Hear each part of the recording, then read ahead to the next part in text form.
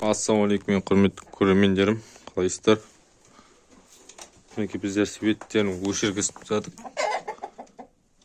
Так, мына жерде жайылып жүр. Кеше бір бауырымыз тик-ток комментария жүрді, қораңды тазалашы бірінші деп.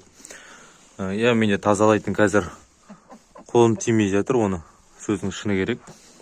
Бір шаруалармен жүргем, мына документтермен. Өзім кішігірім тауық несін бастайын ба дейін, бизнес саласын бастайын ба дейін, өдене мен тауықтың екеуінен. Содан енді неге барып едім? Ана соңға барып, халыққа қызмет көрсету ортасына барып, жұмыссыздыққа тіркеліп, менде сертификат барлығы бар.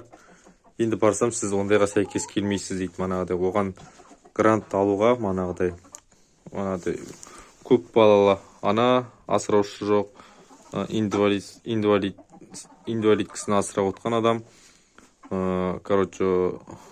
инвалид адамдар, сондай кісілер алады дейді, сіз оның біреуіне де жарамайсыз дейді. Сонымен, шаруа үйлеспей қалды, сонымен настроение жоқ, қазір үйге келіп, тауықтарымызды қарап жатыр.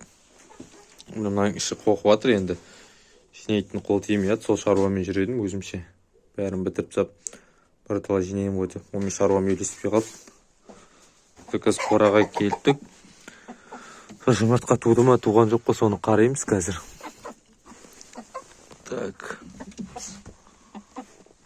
Тумаған. Ама. Мына жұмыртқаны көрмейтім, телефоннан көріп қалыптым. Короче, осы енді. Пока мына жерде жүр. Жемі бәрі бір қалыпты. Кешкі жемін дайындаймыз қазір. Соған бір аталы келдім. Қораң ішіне. Пока осы міне. Бір жұмыртқа туды. Кеше үшеуін алдым я. Кеше үшеу, бүгін біреу. Осындай жағдайлар болып жатыр. Оған енді қораға айып етпеңіздер. Қораныкі бұйыртса. Бүгін еле ертең жинейтін боламыз, асықпай. Пока қол тимейді, сол шаруалармен жүргеннен кейін. Сол келесі видеода көріскенше сау саламатта болыңыздар.